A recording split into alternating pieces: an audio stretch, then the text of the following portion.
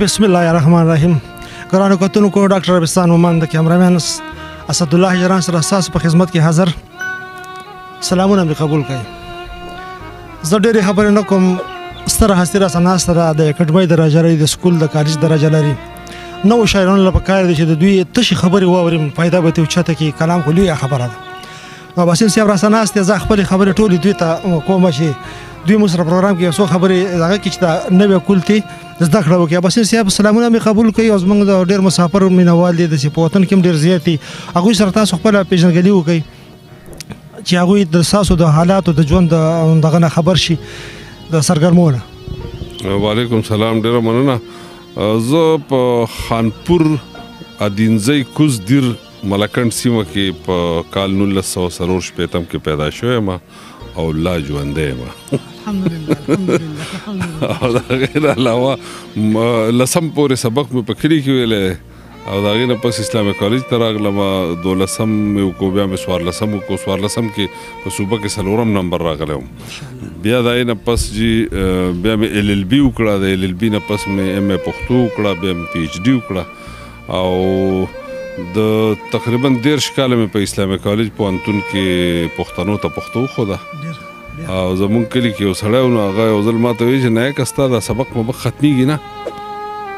نو ما ورته وایي کاکا زما خو سبق جاري دی، سبق خو لا وایم، خو زه ورسره نوکري هم کوم. وایي څه نوکري کوې؟ ما په یونیورسټۍ کې هلکانو جینکو ته سبق ښایم. وایي څه ورته ښایم؟ وایي پښتو. وایي انګریزانو ته پښتو ښایم؟ وایي نه. وایي پنجابیانو ته پښتو ښایم؟ وایي نه. پښتنو ته پښتو ښایم. وایي دا هم لاسه کاري. بیا راته وایي چې ښه ته وایي چې سبق لا وایم، نو چې سبق دې پوره شي بیا به درنه څه شی جوړ شي؟ نو ما ورته بیا به رانه ډاکټر جوړ شي. نو وایي چې ښه بیا خو به زموږ علاج بالکل مفت کوې. ما ورته وایي هغه د علاج ډاکټري نه ده، ما د علم او د فلسفې او د کتابونو ډاکټري ده، ته PhD وایي. نو ما ته وایي یاره زما که منې نو دغه به څه ډاکټري؟ وایي که زما منې دا ټر چې پکې راځي دا شی اډو جوړېږم، لکه ډاکټر او انسپکټر او ډایرکټر او دا مه جوړېږه. وایي نر چې پکې راځي هغه جوړ شه. وایي څه شی؟ وایي لکه گورنر، لکه کمیشنر. جی دې طرف ته انسان لکه دا خو فطرتي عمل دی شاعري، دې طرف ته څنګه راغلی تاسو؟ داسې ده چې زه د خپل ذاتي تجربې په بنیاد دا خبره کوم چې دا شاعري یا کم آرټ چې دی دا په انسان کې پیدایشي موجودي. هغې ته د موقع پکاري چې کله دا راوځي او په کومه طریقه راوځي. څوک په محنت باندې شاعر نشي جوړېدی، څوک په کوشش نشي جوړېدی. دا بس قدرتي څیز دی چې په چا کې دا صلاحیت موجودي، نو بیا د وخت تېرېدو سره سره په مختلفو موقعو باندې هغه راوځي. او چې کله راوځي او شاعر په خپله پوه شي، نو بیا د هغې د ودې دپاره کار کولی شي. خو دا ده چې دا قدرتي څیز دی، په دې کې د انسان هیڅ وس نه وي. یو شعر ما ویلی چې دا د تقدیر ویش دی، د انسان د وسه نه ده. دا د تقدیر ویش دی، د انسان د وسه نه ده. ګله محبت او شاعري کله په زور شي. او باسل صاحب ستاسو یو کلام مې ډېر زیات خوښ دی. ما له خو ټول نه راځي، خو دا تاسو ته به هغه طرف ته بلکل د ذهن مفسده شي چې تاسو انقلاب وکړو. ویل نه، تاسو کې غیرت چېرته، ایمان چېرته دی. که دا زما د لار ارمان به پوره شي که دا تاسو ته یادي؟ یاره دا به راته نه یاد، دا خو خلکو اورېدلی ډېر او موجود دی په نیټ باندې او موجود دی، خلک اورېدی شي، خو دا وخت ماته به یاد نه وي. په دې چې اوږد غزل اوږد نظم دی نو هغه یادېدل ګران شي. بس په خپله ته به راته څه ووایي چې تاسو هر څه صحیح دی. یو غزل به راته یو نه دوه خو چې درې ځکه چې موږ هم د دې شي شوقیان یي. ته کې یې د دې د غزل مطلب دی چې د چا چې هر سحر ماښام ښکلی وي، د چا چې هر سحر ماښام ښکلی وي، هغه وطن او هغه قام ښکلی وي. او چې د یو بل نه مینان لرې وي، چې د یو بل نه مینان لرې وي، د هغې مینې تل انجام ښکلی وي. او د سردرو خلک میدان خوښوي، د سردرو خلک میدان خوښوي او میداني خلکو ته بام ښکلی وي. او مینا د حسن په چل گیر کړي سړی، مینا د حسن په چل گیر کړي سړی، دا نه ښایسته وي نه چې دام ښکلی وي. مینه د حسن په چل گیر کې سړی دانه ښایسته وي نه چې دام ښکلی وي او یاد چې د راشي څو سلګۍ وکړمه یاد چې د راشي څو سلګۍ وکړمه الهام چې وشي نو کلام ښکلی وي او سپوږمۍ چې غواړې نو اسمان ته وځې سپوږمۍ چې غواړې نو اسمان ته وځې مزل سنګین وي چې مرام ښکلی وي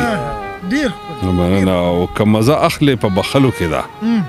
که مزه اخلې په بخلو کې ده که په کتو شي انتقام ښکلی وي او چې د کابل د شملورو خوښ دی چې د کابل د شملورو خوښ دی دا پېښور خو د مدام ښکلی وي مننه چې د کابل د شملورو خوښ دی دا پېښور خو د مدام ښکلی وي او وصال پتنګ سوځوي شمع وجني وصال پتنګ سوځوي شمع وجني چې جدایي راشي انجام ښکلی وي او چې د زړه په غوږو اوري خلک چې د زړه په غوږو اوري خلک د اباسین هر یو کلام ښکلی وي د چا چې هر سحر ماښام ښکلی وي هغه وطن او هغه قام ښکلی وي مننه یو بل یو نشي دوه عبارت بیا به کله میلاویږو څه پته نه لګي اباسین صاحب الله دې ژوند راکړي موږ ټول انشاءالله چې داسې میلاویږو رامیلاویږو ډېره مزه کوي خوند به ترې اخلو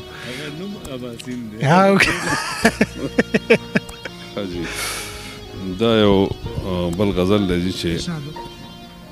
ګل د ګلاب هم چرې ګلونو کې ورکیږي ګل د ګلاب هم چرې ګلونو کې ورکیږي کله هغه سر و نورو جنو کې ورکیږي ګل د ګلاب هم چرې ګلونو کې ورکیږي کله هغه سر و نورو جنو کې ورکیږي او زه به د زړه ورکه په جومات کې څنګه مومم زه به د زړه ورکه په جومات کې څنګه مومم خلکو نه سپلی په جوماتونو کې ورکیږي او ما ته د زړګي په کلیواله لار څرګند شه ما ته د زړګي په کلیواله لار څرګند شه عقل باندې سه د په خارونو کې ورکیږي او داسې نزاکت لري د خپل وجودونه داسې نزاکت لري د خپل وجودونه دومره ملایم وي چې لاسونو کې ورکیږي مننه جی داسې نزاکت لري د خپل وجودونه دومره ملایم وي چې لاسونو کې ورکیږي او ما ورته محکم ساته غمونه په دلو دي ما ورته محکم ساته غمونه په دلو دي لاره د سړي نه ځنګلونو کې ورکیږي او ټول د اباسینه د جلال په ننداره دي ټول د اباسینه د جلال په ننداره دي څوک چې لري سترګې غورځنګونو کې ورکیږي ګل د ګلاب هم چرې ګلونو کې ورکیږي کله هغه سروه نور جنو کې ورکیږي ډېره مننه یو کلام راته وایي واسین صاحب یو کلام راته وایي نه یو کلام راته وایي ډېره لیونی درې ډېر نه دی واسین صاحب نظم دی په ښار کې که هر څو د بادشاهۍ عمر تیریږي په ښار کې که هر څو د بادشاهۍ عمر تیریږي خپل کلی مې یادیږي ښایسته ښایسته ښارونه مې حرام شه که خوښیږي خپل کلی مې یادیږي اشر و که غوبل و که بلو که وبخور و ټول کلی یو ټبر و حجره و که جومات و که جرګه و که منبر و ټول کلی یو ټبر و وطن کې هوس یو د بل د سوري نه یریږي خپل کلی مې یادیږي په ښار کې که هر څو د بادشاهۍ عمر تیریږي خپل کلی مې یادیږي بچی به د ټول کلي د هر چا د کور بچی و که خپلو که پردی و په هر چا باندې ګرانو لوپټه و که پټکی و که خپلو که پردی و اوس خلک د یو بل په سپکولو خوشحالیږي خپل کلی مې یادیږي په ښار کې که هر څو د بادشاهۍ عمر تیریږي خپل کلی مې یادیږي هیڅ هم نه و خو خلک په خپل کور باندې پوره و بس سم د خوب لیدو د ټول کلی د هر چا د میلمه نه زارېدو بس سم د خوب لیدو اخلاص درومي که هر څومره مالونه سیوا کیږي خپل کلی مې یادیږي په ښار کې که هر څو د بادشاهۍ عمر تیریږي خپل کلی مې یادیږي ښایسته ښایسته ښارونه مې حرام شه که خوښیږي خپل کلی مې یادیږي ښه جي لږ پکې بریک راځي بیا به ته سم کې بیا به سم کې الله اکبر ښه جي بل بندې جي چې مولا که کسبګرو که غریبو او که خانو ټول خلک به یو شانو مولا که کسبګرو که غریبو او که خانو ټول خلک به یو شانو یو شکور یوه کاسه وه غوړېدلی دسترخانو ټول خلک به یو شانو بابا به ویل یو ځای خورئ مینه پې زیاتیږي خپل کلی مې یادیږي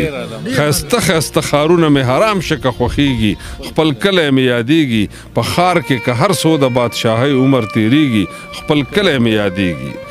اخري بنده چې رڼا رڼا سحرې وې څه رڼا رڼا کارونه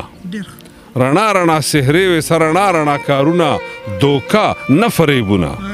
هر چا به په یارۍ کې ایښودل خلکو ته زړونه دوکه نه فریبونه ویل یې ځان خفه که نو بل هله خوشحالیږي خپل کلی مې یادیږي په ښار کې که هر څو د بادشاهۍ عمر تیریږي خپل کلی مې یادیږي ښایسته ښایسته ښارونه مې حرام شه که خوښیږي خپل کلی مې یادیږي مننه چکر لګوي مو که نه داسې غم خادي ته خو به خامخا ځي خو د هغې تر څنګ بیا چې ستاسو ډېر یادېږي نو څومره به د پس خپل کلي ته هغه ملګرو سره واپس کړئ په هغه حجرو کې هغه چوپالونو کې اصل کې په جیمي کې مور زما سره په پېښور کې موسم د وجه نه موسم د وجه نه د دې وجه نه په جیمي کې ډېر نه ځمه ځکه غم خادی له ځمه وروڼه مې اکثر راځي هلته نو هغه هم وینم ملګري دوستان خو وینم ټول کال او رابطې خو په ګرمۍ کې زه ډېر ځم کلي ته او چې هر هفته نه په هره دویمه هفته باندې ځمه او دا ملګرو سره کېنم چېرته یو غره ته ځو کله بل غره ته ځو زما یو ملګری دی بخت جمال صاحب پرنسپل دی سکول کې نو ډېر نری وچ کلک دی نو هغه ته زه وایم چې په دې غرونو کې به ګرځو نو ما ته وایي چې ته خو به نری شي خو زه به څه شوه